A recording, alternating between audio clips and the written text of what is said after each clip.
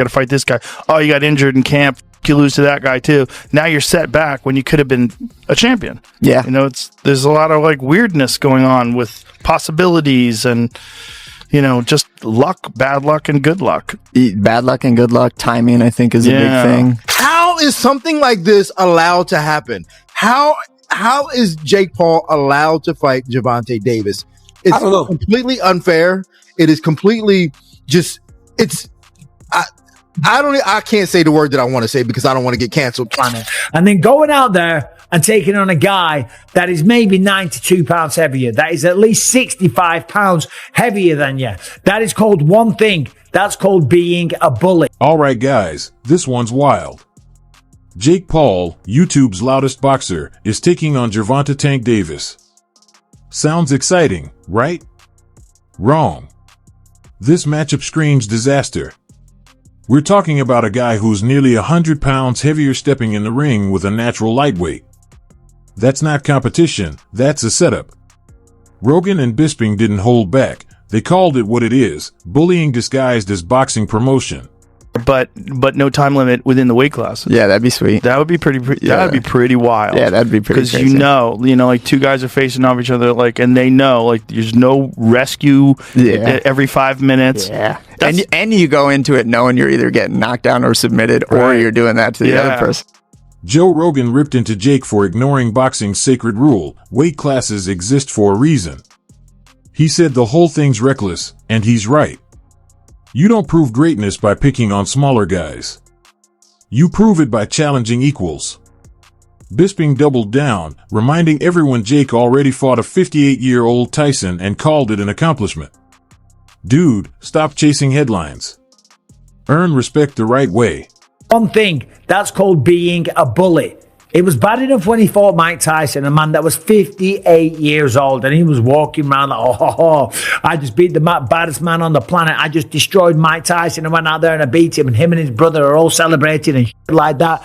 It's like, dude, what are you doing? What don't you understand about this? If you want respect from your peers, if you want everyone on the planet to look at you and take you seriously and give you credit as a boxer, you have to take on challenges that are real. You have to go up against someone that keeps you up at night, against someone that gets you out of bed in the morning to go for a run because the fear of them beating you down is real. Not going up against someone that is so small. If you were to go up to this guy in a bar and try and start a fight with them, people would look at you and say one word: whoa, stop being such a bully. Leave him alone. You are way bigger than this guy. And that's clearly what we have here. It is ridiculous. When you look at the tail of the tape, Gervonta Tank Davis, granted, a very, very skilled boxer, a world champion. He's had some great wins. He's had a tremendous career. He's got 28 knockouts on his record. I'm just looking at the tail of the tape here.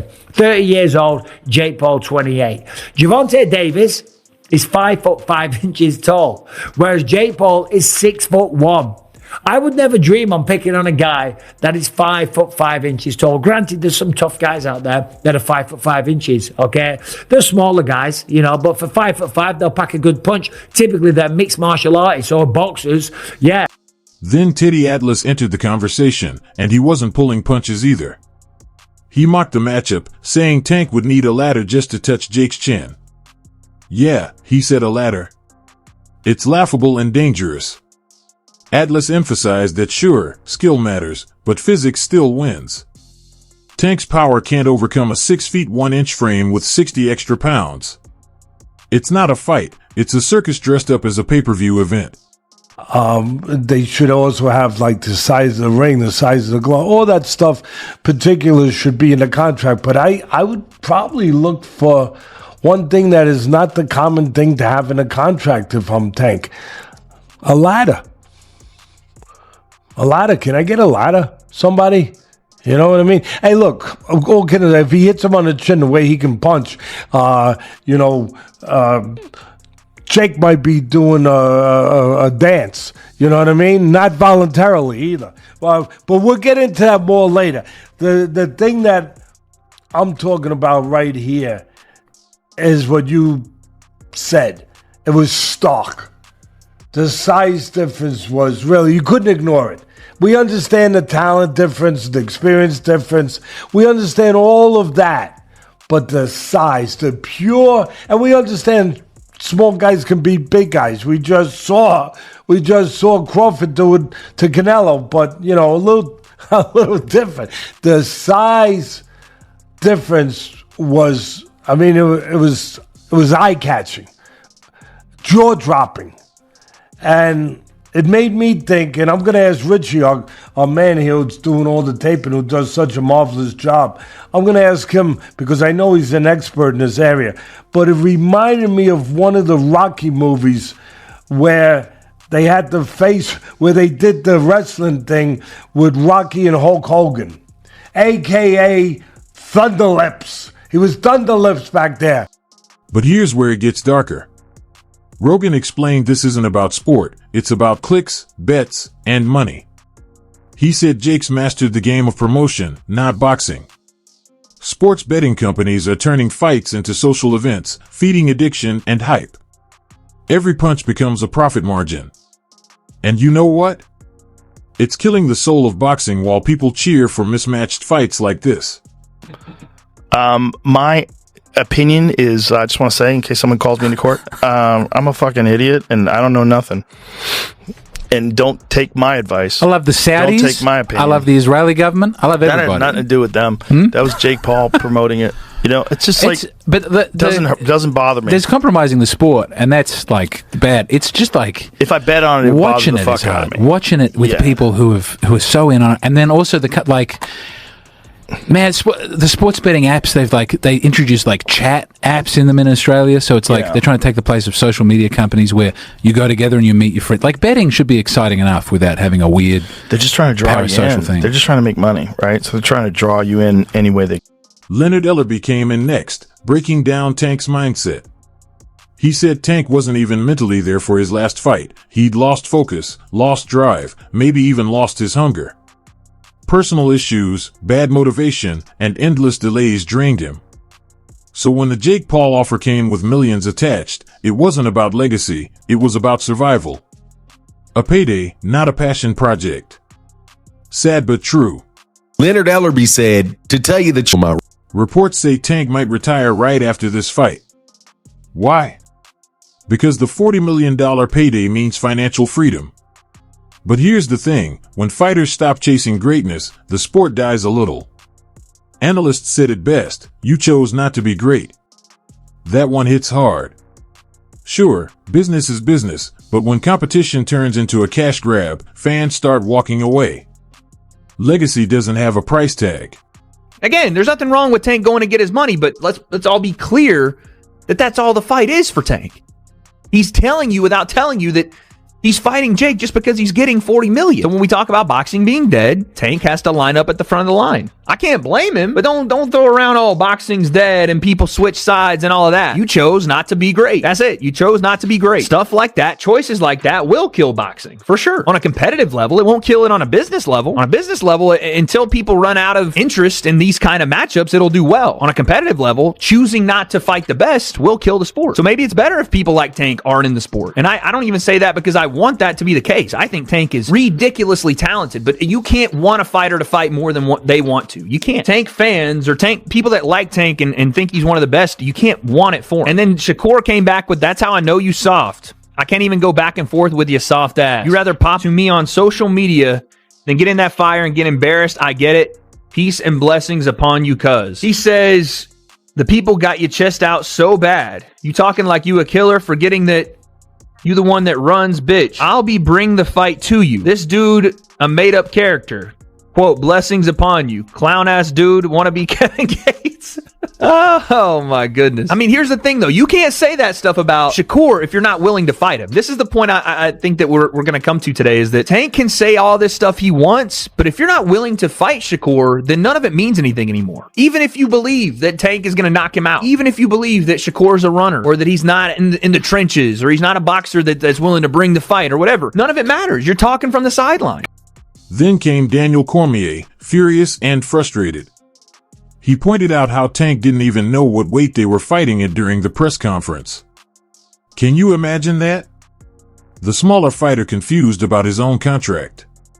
That's how sloppy this whole thing is. Cormier said boxing commissions should be ashamed for approving it. When safety takes a backseat to spectacle, that's not sport, it's exploitation. Jake Paul. Yesterday they had their first press conference. One of the most recognizable things is Jake Paul is huge compared to Gervonta Davis. And two, Gervonta Davis don't even know what weight they fighting, D. Maximum weight of 195 pounds for this exhibition. It was 190. The fight will be contested over 10 3-minute rounds. I said it was 190. The fight is 195 pounds, Tank, as you know. DC, I watched this, and we have our priorities way misplaced when we're talking about boxing. Like, everybody's complaining about this Ali act and all. Like, how is something like this allowed to happen? How is Jake Paul allowed to fight Gervonta Davis? It's I don't know. Completely unfair. It is completely just. I can't say the word that I want to say because I don't want to get canceled. But this fight should not be happening, and the press conference was embarrassing. Gervonta Davis should not have a mic in front of him. It was absolutely embarrassing watching this thing. D, why? Why, D? Just the fact that, like, every time when Jake Paul would say something to Gervonta Davis, he didn't know how to answer it. He was comparing himself to, like, P. Diddy at moments, and I was like, oh my God, get a mic away from this guy. This fight shouldn't be happening. And then he didn't even know what weight they were fighting. Like, I thought That's it was bad, 190. It was 195. That was the craziest thing. That was the thing that stood out to me the most. Was that when they go, the rehydration limit or something is 195. And he goes, wait, I thought it was 190. Tank finally spoke up, and it got real. He admitted he never wanted to be a world champion, he just wanted a way out of poverty. Respect. That honesty hit different. But it also explains everything. This isn't about titles or rivalries, it's about financial escape. The Jake Paul fight isn't legacy, it's closure. Tank's fighting not for belts, but for peace of mind. Can you really blame him? And why he's fighting YouTube sensation turned professional boxer Jake Paul, who is 12 wins, 1 loss, no draws, 7 wins by way of knockout, opposed to fighting against the likes of his peers who are well accomplished and superstars in their own right for legacy fights like Shakur Stevenson, like Teofimo Lopez, like Devin Haney. Why he's not interested in those fights. And he gets real, right? He gets real, and only thing we could do is salute it, right? Because he's saying, I never told y'all I wanted to be a world champion. I never told y'all I wanted to be undisputed. I got into this for myself and my circumstances to escape from my circumstances. And that's real. We can't blame him for that. We hold him in high regard because the statements he's made and misled people when he said he got a hit list that he wants to check off before he retires. And that hit list includes Shakur Stevenson, Devin Haney, Lomachenko, who turned down the fight because of a severe back injury. And then he told the world, he told Champside, it would be great for him to become undisputed. So I think that he had a change of heart at some point in time along the way. Showbiz the adult gave Jake some credit. He said Jake's brought new eyes to boxing, no denying that. The man's a walking promotion machine. But he also warned that fans are getting tired of the gimmicks. Fighting retired legends and undersized champs? It's old now. If Tank knocks Jake out, it could end this nonsense once and for all. That moment could restore what boxing stands for: real, fair fights. 1726 to 1945. And imagine that final scene, Tank Davis, the smaller man, landing the perfect shot. Jake Paul stumbling, legs wobbling, the internet exploding. Viral in seconds. That's not just a win, that's justice. The bully finally humbled by skill and heart. So yeah, let's see how this plays out. But one thing's clear, boxing doesn't need more clout chasers. It needs fighters who still believe in the fight.